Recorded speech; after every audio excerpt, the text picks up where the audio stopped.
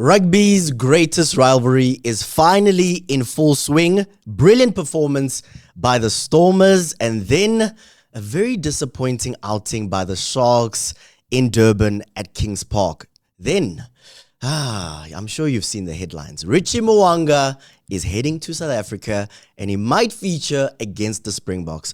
So much for us to talk about. Welcome to Omni Rugby. And this week, everyone is buzzing about the All Blacks finally coming to South Africa. Gentlemen, Brett Burns, you must be happy to have the All Blacks in South Africa, and your Stormers, they did quite well, meneer. Yeah, of course, obviously. Of Oh!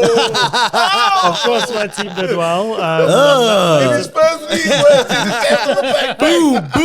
surprises, yeah. Yeah, very happy, very excited. It's a bit disjointed with the All Blacks sending players one by one, with the captain and the Richie Mo'unga and all these things. So good luck to build on that continuity. But also, we have the People's Corner. Send your questions, send anything you want to talk about. I probably will read every 16 of them, but we got you. We got you. Jonathan Mokwena, the best dad in the world, former Blitzbok captain. Meneer, lots of rugby action. I mean, you were commentating for the Springboks as well on Saturday. I was.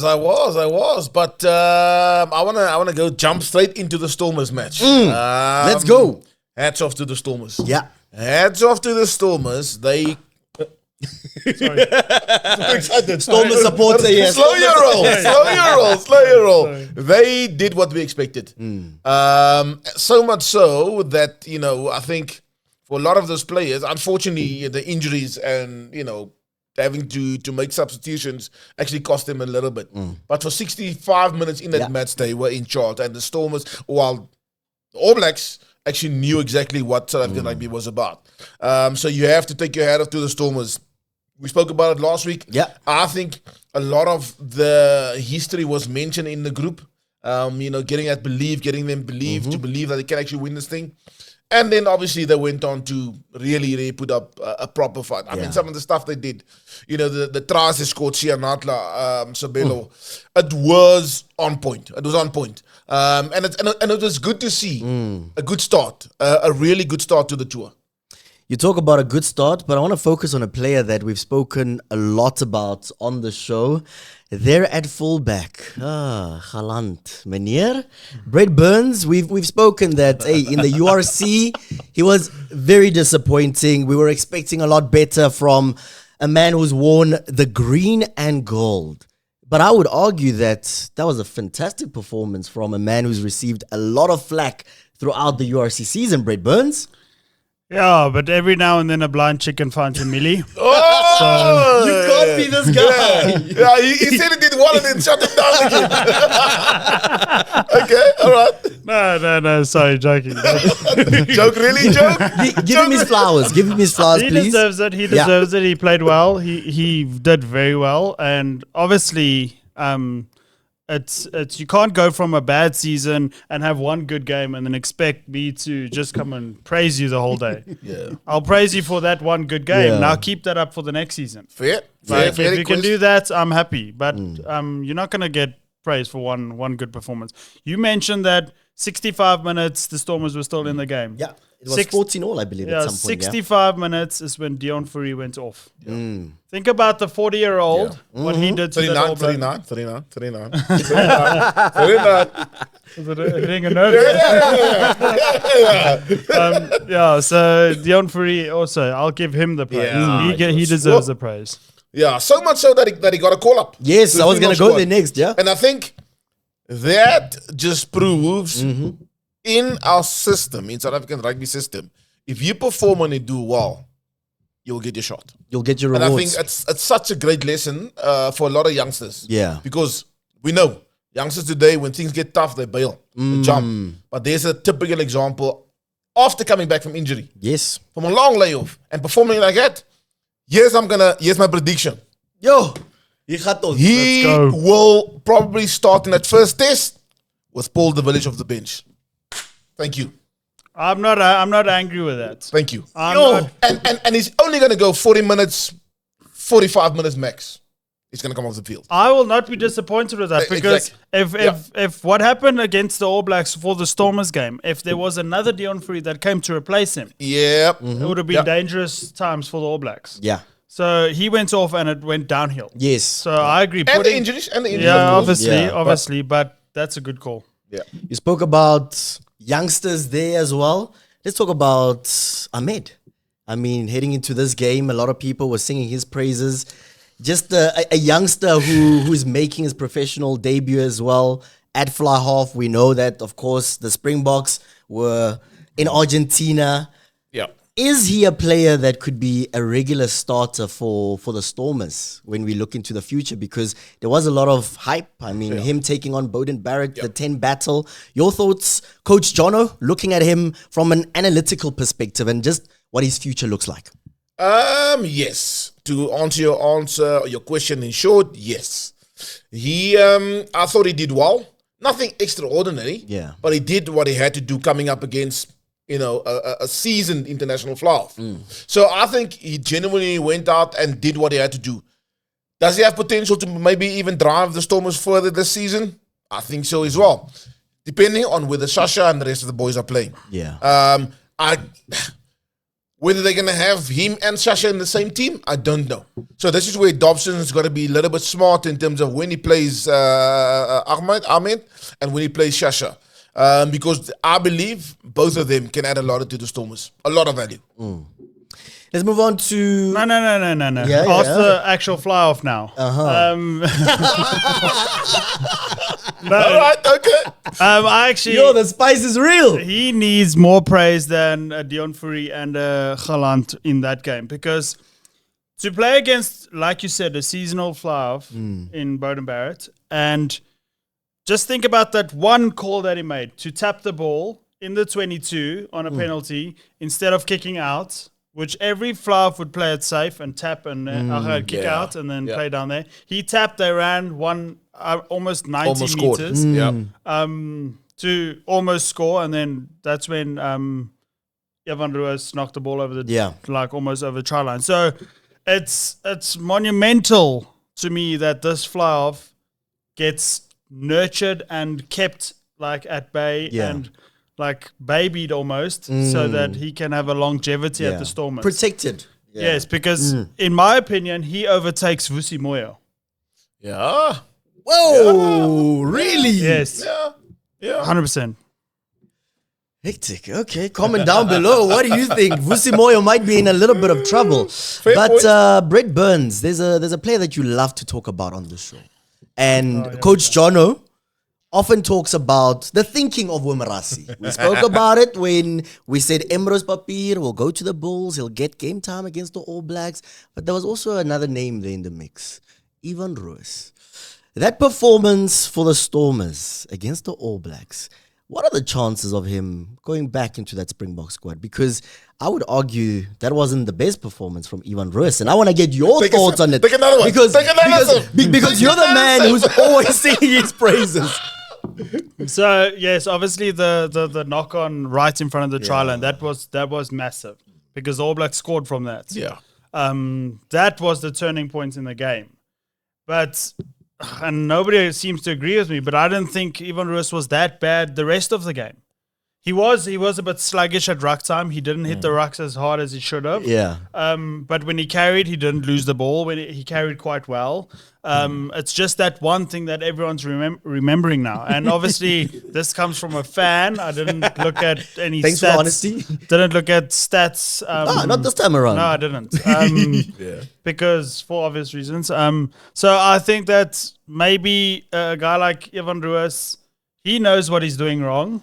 And it's up to him now to make the call. Do I want to be a box stall? Am I going to fix what Brett Burns said on a podcast about him or not? So we'll see. You see, and this is where, if you really want to stake a claim for higher honors, those opportunities that he knocked, he must score. Yeah. You can't do all the hard work, get there, and not finish. Yeah. People will remember you for what? Not for the 60 things, for that one thing. And it's harsh, but it's unfortunately high performance sport. Yes. You've done all the hard work, you have to capitalize and you don't, all of a sudden you didn't have a good game. That's the reality. You know, I would have loved to see more from Ivan. I genuinely, maybe a few hits from the front, a few cover defense tackles, but it just wasn't good at it for me. Yeah. It wasn't good. Do you think this dents his chances? I don't think he was really ever in the mix as per se, or the Springboks saying, listen, if there's an injury now, he'll be the next guy. Yeah. I think there's always this cloud around him. Listen, should we go for him or should we not go for him? Yeah. Whereas with Cameron Hanekom, which I don't want to jump the gun, but that Now we're going to go there, Meneer. That performance, you know, next level. I want to give a little sweeties to Andre Guventer. I thought that this was his best game that I've seen in at least 2 years. Bok jersey or Stormers jersey. I thought he was very good. Yeah. Because he obviously played against the All Blacks and like he has got test experience now, but I think he was very clinical, almost faultless. This is the stats that I did look at. He was almost faultless on the whole game. Not flashy, but faultless. Did the work. Stormers, well done. Absolutely well done. We spoke about it last week and we said that the only thing that we want to see in Cape Town is fight, and they were absolutely brilliant. Gentlemen, let's change gears from Cape Town. Let's move to what was a very, very rainy, wet Durban. And in my opinion, the Sharks didn't show up, fielded very young players. I was expecting the fight that we asked for on the show last week. Brett Burns, how does one, let's say, justify a 54-0 scoreline against the All Blacks? Yes, it's one of the greatest rugby playing nations, but there was no fight whatsoever. And I don't want to be harsh on the youngsters, but it just didn't look good. So firstly, there was about 10,000 fans that didn't show up because of the rain. Tickets were sold, but the fans didn't show up because of that weather. And I bet you that they don't mind that they watched that game on TV and didn't have to sit in that freezing weather and watch their team that they came to watch perform that way. Yeah. Because that was atrocious. That was proper shit rugby. And you Tell said us how you really feel. Tell us how you really feel. I can't. Well, then I get banned again. No. You said it last week, and Nick Mallett put emphasis on it. Exactly what Jono said. That a team like the Griquas and Boland, they could have had a combined team. They have older players that would have loved to have played against the All Blacks, and they would have put up a better fight than the kids that JP Peterson selected, because that was the decision making was horrendous. Why in your 22 with a wet ball, wet weather would you try and run? Where in your life? They are professionals. We are amateur. Well. I love Brett. Rephrase. I love Brett. Never mind. Moving on. Swiftly moving along. Jonathan Mokwena, your thoughts as we move along to that performance from the Sharks, which was a hard watch, man. There was a lackady. It wasn't like it wasn't like it to watch. I think it was actually a massive anticlimax from the previous week against the Stormers. Because I genuinely thought the Stormers match actually kind of created this hype of, listen, things can actually start to happen for the South African teams. And then we get to Durban, and then it didn't happen. Yes, the rain was bad, but the rain was bad for both teams. Amen. So, question is, will the skinny years for the Sharks live longer than what we think? The drought. So. The drought. Yeah. I think so. I genuinely think so. Because there wasn't... in fact, I actually just thought the only player that actually did well was the Lucid prop, the kid from France, who actually, you really, really tried. But other than that, I couldn't see a competitive Sharks team. And again, it is in a weird time of the preseason. Yeah. It's a weird time. But still, I mean, they, to a certain extent, there's something you have to fight for. Something you have to really prove why you at the Sharks. Like, I mean, they like did play for honor at least. Like, they bro, had the change of change of badge. It was a big hype around Nonu and this and that, but then it didn't filter through. And I think I felt for JP. If you look at him in the suite, in the management, you could see he was despondent. Yeah. I know that feeling. He was broken. I know that feeling as a coach. No matter what you say, no matter what you do, there's just not going to be a response. And I think that for me was the most disappointing part from it. Somebody else said that Jono must coach the Sharks. We've been saying that, but then we lose our podcast member. So no. No, we've been saying. Also, please tell the people on your live to stop being so nasty. Look at that comment. Who's nasty now? No, they're making very... Nieman, stop it. Yeah. KK, who's that? KK, come up with your proper name, man. No, go up. Yeah, Gingers must be that one. Who's he? I don't know. No, let's not focus on the negative. Yeah. Gentlemen, the one highlights. Listen, before we go, don't be nasty. Let's have opinions, like I said before, but don't be nasty, man. We're all talking here, we're all having fun. Just a show. If you can't be nice, I'm going to block you. Ciao. Let's move on. Yeah, man, stop it.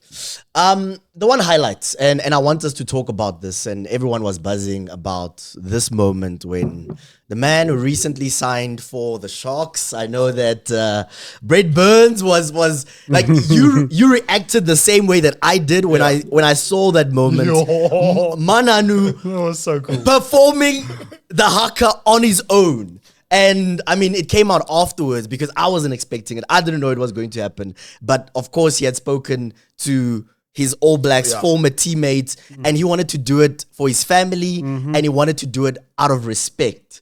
That to me was the only highlight from that game. Brett Burns, Mananu performing the haka on his own. Absolute crazy. Only highlight from the Sharks' perspective. Yes, yeah. The All Blacks ran them ragged. Yes. They had fun. But yes, it was so special. It was the first time I ever saw that, and everybody said to me, watch the All Blacks versus Munster in 2008 and stuff like that. I didn't watch that game in 2008. The first time I saw it. Munster did before. No, so for me, it was a first. I was ecstatic when I saw it. I thought it was the coolest thing ever. I shouted at everyone in the house to come and look because I'm the only one that watches rugby in our house. So I said, come look what's happening. So it was very cool. Manonu, you saved that game. You made me want to watch the whole game. 100%. And I think for me, what was even more significant about him doing the haka by himself is the fact that he called Tana and he called Tamade Allison. Yes.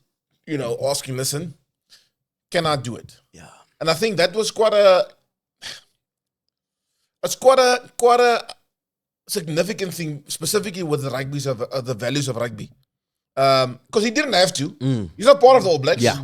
But out of respect for his culture and his family, he said, listen, let me do the right thing. I don't know if I would have called anyone, because it's my culture. I mean, why must I be asked to do certain things? But it shows the character of the man. Shows the character of the man. And it added something special. It's something that those youngsters that faced the haka from Nonu will forever live in their minds. You could see they were a little bit scared. They felt it a little bit. They felt it a little bit, but special, very special. Very special. Ruben Love's face when the camera pan on him is like, oh my goodness, please don't run in my channel. Please don't run in my channel. And then the first carry He had a brilliant game. Gentlemen, let's give a little bit of love to the All Blacks. Everyone is asking the question as to who is Rassie Erasmus going to select in his starting 15. But from these two matches, let's talk about some of the key All Black players that have really put up their hand. I mean, Ruben Love, you mentioned him now. Caleb Clark, I believe, was amazing as well. Coach Jono, let's start with you. Players that through these two matches, of course, tomorrow there's the third against the Bulls. But players that are saying that Dave Rennie, I want to play against the Springboks. I don't know. You don't know? I don't know. I don't think there's Not even like a Ruben Love. he was okay. Really? He was okay. You went to Brazil? Okay. Okay. I mean, you can go and fly off and when you're not put under pressure and perform. No, I don't think me, but okay. But you get what I'm saying. Yes, you yeah. get what I'm saying. You know, you if you go merely on the Sharks match, there wasn't much in it. Yeah. They decided when they want to run. They decided when they want to kick. I want to see when tomorrow after tomorrow match. Yeah. Okay, look, he's not playing tomorrow, but after tomorrow's match where there's a little bit more pressure. Yeah. I think we'll then see who's actually the close to the starting 23 for the All Blacks. For the All Blacks. But again, there wasn't one that, genuinely shot the lights out. I don't know, just my opinion. It is what it is. Brett Burns, for you? Thoroughly agree. The All Blacks would have walked away from that Sharks game dreading the fact that the Sharks didn't pitch up. They couldn't test themselves in any facet of the game. It was non-existent. They crossed the gain line every time. There was Easy. no resistance. Spot on. It was absolutely so. Like you said, Ruben Love. You could see he had no pressure. Yeah. And he had so much time. That 50-22. Try that with a Peter Steph Toy running down on you. You're not It's a going to different do story. That. You're not going to do that. So, and actually in the Sharks team, I just want to give Chichuka. He deserves praise. He was the only one that put his hand up that whole game. But Stevenson, the All Blacks captain, getting bounced in the first minutes of the game. That was exciting, but other than that, the All Blacks have nothing to go by. They're going to have to use the Bulls game as preparation because they got nothing from the Sharks. Yeah. And Brendan Botha is saying as well, you can't compare the game against the Boks. I mean, it's different pressure. So I think, what was good for them in the last two matches is the fact that they now know what South Africa is about. But, yeah. Take you back to Friday. Billy Proctor, injury, he's out. SOS call is made to Richie Mo'unga. Gentlemen, I believe we did touch on the Richie. Yeah, we touched on it. We But now touched he's on it, there. but we weren't sure if he's going to actually come to South Africa. He's on his way, gentlemen. What does this mean for that All Black squad? Because when I saw the headlines, the first question is, does he automatically, given the pedigree, given what he's done for the All Blacks, does he automatically get slotted in at 10?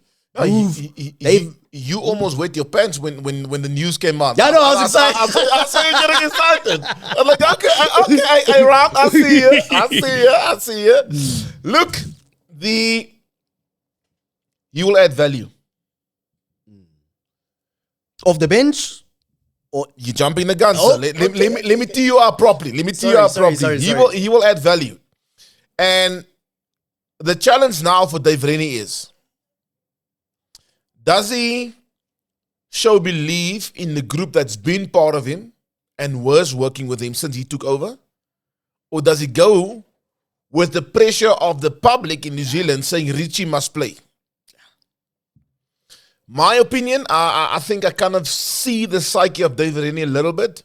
I think he will not have Richie Mo'unga part of the starting 23 for that first test. If they lose, changes will happen. And he'll be part of a second test. But I don't see him being part of the starting 23. Just merely for the fact that I think Dave is a guy that will want to keep the group happy and then still believe in Ruben Love and the rest of the guys before he actually makes a call on Richie Mo'unga. But he can add value. Brett Burns. On to the another fly-off. Yeah, the real fly-off here. Richie is coming to South Africa. I agree with what Jono said. I think against the Lions, we'll see Richie Mo'unga probably get about 30 minutes. But he hasn't been an All Black for 3 years. So you're not going to come in and learn a system of a new coach overnight. So somebody said, he's there for insurance. And that's actually very well put, I think. Especially with a guy like Jacob and Ruben Love. They are the chosen fly-offs for this tour. you're going to have faith in them. And what you said is spot on. If the first game is a loss, then what's going to happen then? Because you want a guy like Mo'unga just in your setup because he's got experience. Yeah. And a Jacob, for example, he's the least experienced of the three. But he wasn't bad against the Sharks when he came on and against the Stormers. So, I think that he's there for insurance and he's a nice problem to have. But I don't expect a lot from him. Yeah. Apparently, he's actually done really well in Japan. He's been one of the better international players in the Japan League. After money. Yeah. So, yeah. Whether he still's got it, I think he still has. Because any player playing in Japan coming back, it's always better off. Yeah. But more skillful, well, not more skillful, but rested. And he kind of, because he would be used to the intensity and the pace of Test rugby. I don't think he'll be much off. Even Mane playing in a second division team still showed when he came back, he can perform. Gentlemen, let's move on to game number 3 in the series. Bulls versus the All Blacks. Tomorrow, Loftus Versfeld. 'n Blou bil eet nie van die vloer af nie. Jy ken die story. I'm expecting a little bit of fight. I mean, you look at that starting 15. Willie Leroux, he's in the mix. Embrose Papier, he's in the mix. Are we expecting a little bit of a better fight than we saw on Tuesday? Brett Burns? Yeah, I like how Rugby Mull just joined the chat, and he's the biggest Bull fan on TikTok. Perfect timing. Perfect timing to join, because he's probably not going to like what I'm going to say now, but I think the Bulls they've selected a very strong backline, which will keep Anton Leonard-Brown at bay. But forwards, I'm not quite convinced yet with that pack. Maybe a John Ray Rudolph could... Like, he's disruptive, so he needs to have a good game. But other than that, I'm not too convinced. But then again, the All Black side is not too strong either. So we could see another Stormers All Blacks game. So looking forward to it. I'm very excited for this game. More than I was for the Stormers game. No. He's ready to go. Let him loose. Let him loose. I am on Loftus tomorrow. I'm at Loftus tomorrow. And I think the Bulls going to do something. Can you get us? Are they going to win? Aye. Too soon, bro. No, Jono, we don't want to put pressure on you, but it would be nice if you can get us tickets. I'm just saying. Anyway, we on the podcast here. Yes, Jono. Where was I? Bulls versus All Blacks. Loftus Versfeld. I genuinely think the Bulls can do something tomorrow. Yeah. And the backer forwards, I think Johan Ackerman would have looked at the two matches and said, listen, the onus has got to be on the forwards to lay the foundation. Francois Klopper, tight head. Massive challenge for him. Because if he can kind of put the All Blacks back under pressure with obviously the back five, things can happen. Because that back line, they will tear you to pieces. I genuinely believe the Bulls can do something tomorrow. I'm really excited. To actually, firstly, work on the match. And then secondly, is to see what the Bulls can come up with. Let's put some pressure. You say that the Bulls can do something. Can they win this game? And what is your score prediction? Yes, they can. It won't be a massive scoreline. Yeah. I think it's going to come down to the wire. Nothing more than 5 to 7 points, if they want to. 5 to 7 points is the difference for the Bulls. I'm assuming Coach Jono. For the Bulls, of course. Don't say. For the Bulls. Brett Burns. This Lekker, I think it's Lekker, whatever. He's clearly an All Black supporter because he's been bashing us the whole thing. Which is good. Welcome, brother. And he says that it depends how many cards the All Blacks get, yellow or red. So he thinks that it's an insult to the South African side. Fix your discipline, then you won't have these problems. Thank you. I don't share the same sentiments as you. I do feel like it's going to be a closer game. Definitely closer than the Sharks game. Well, that's easy. Please. That's easy. But I do think that it's going to be. I think this All Blacks will win, but like 3 or 4 points. Yeah. It's going to be very close, very, very close. Gentlemen, it would be a crime if we don't talk about the Springboks. I know we're running out of time, but we have to talk about the Springboks. Argentina versus the Springboks, a very, very close game. Coach Jono, you were working on the game. You mentioned Anakom earlier. Yeah. He was absolutely brilliant. But just give us your overall thoughts on the game. A few South Africans believing that we should be a little bit concerned heading into the greatest rivalry series against the All Blacks. Some would say we don't have to be worried because Rassi's A team, as you basically called them, Rassi's team. Different. I'm putting some words in your mouth here. They're still in South Africa, you know, so the squad will look very, very different. Just your thoughts on that game. Look, I think the match against Argentina went as it was expected. Of course, as South African supporters, we would have wanted the team to go there and smash Argentina and come back with lots of confidence and tails up and, you know, everyone excited. But if you listen to what Rassi said, the goal, well, I'm not sure if it was a goal or just as a coach's thought process was to get certain players, one, enough game time, and two, getting them through the injuries.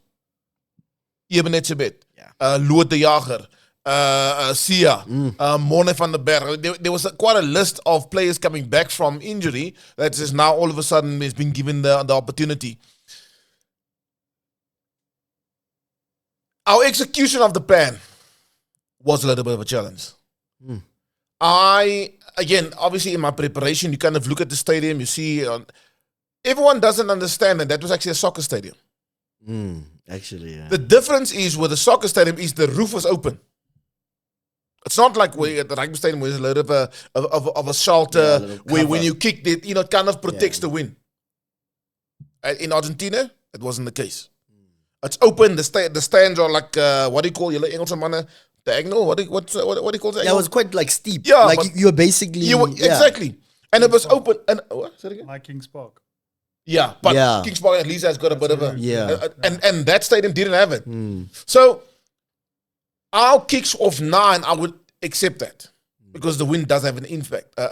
Where I won't accept is the fact that there was a few kicks where we just kick the ball downfield just nonchalantly. That's going to cause problems for us if we do it against All Blacks. That's where they thrive off. 60 to 70% of the All Blacks tries this year comes off counter-attack, general play.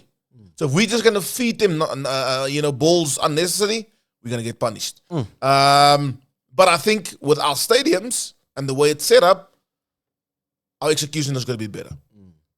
So all in all, I think a pass for the win, but execution at certain times, not so good. Certain players getting through the matches for 80 minutes, I'll give them a pass as well. Tick.